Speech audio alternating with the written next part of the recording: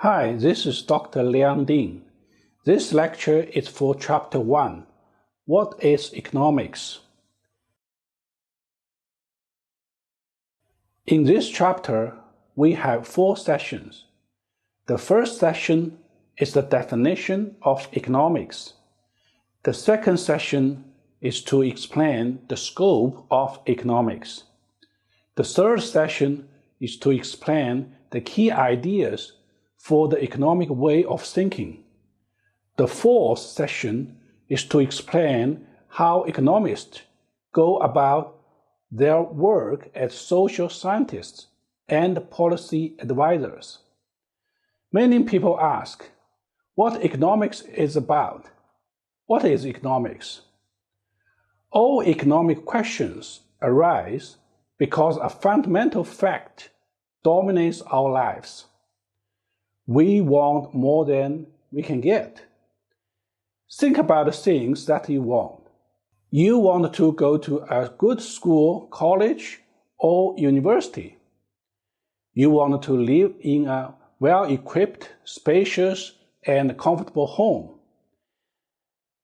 You want much more time than is available to go to class, do your homework, play sports and games, read novels, go to the movies, listen to music, travel, and hang out with your friends. And you want to live a long and healthy life. But the reality is, what you can afford to buy is limited by your income and by the prices you must pay. And your time is limited by the fact that your day has 24 hours.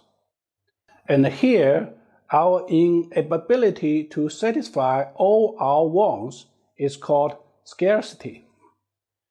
Now, because we can get everything we want, we must make choice. You can't afford both a laptop and an iPhone, so you must choose which one to buy. You can't spend tonight both studying for your next test and going to the movies, so again, you must choose which one to do. Furthermore, the choice we make depends on the incentives we face. For example, prices could act as incentives. If the price of a laptop is too high, more will be offered for sale than people want to buy. And if the price is too low, fewer will be offered for sale than people want to buy.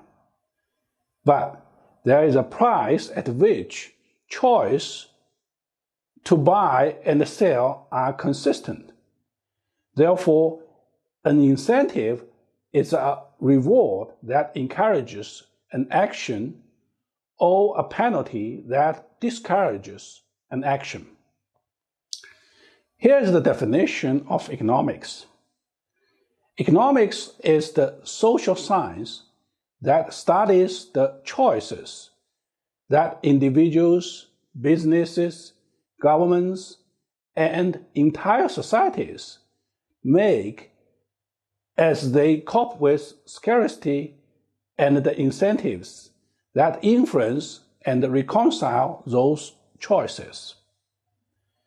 Here, individuals would be regular customers, just like you and me as a consumer. Businesses could be companies, firms, as producers.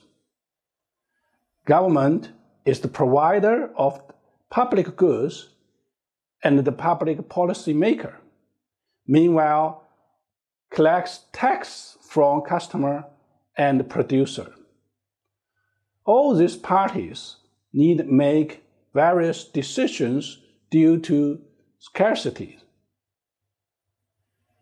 Economics has divided into 2 main branches, microeconomics and macroeconomics.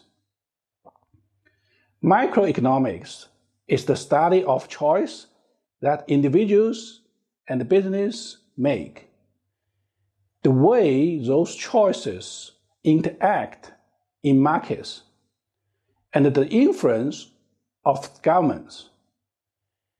It deals with the behavior of individual economic units. Examples of a macroeconomic question would like, why are people downloading more movies? Could a tax on downloads change the number of movies downloaded? Macroeconomics is the study of the performance of the national and global economics. It deals with aggregate economic quantities, such as the level and growth rate of national output, interest rate, unemployment, and inflation. An example of a macroeconomic question is, why does the unemployment rate fluctuate, but the boundary between macroeconomics and microeconomics has become less and less distinct in recent years?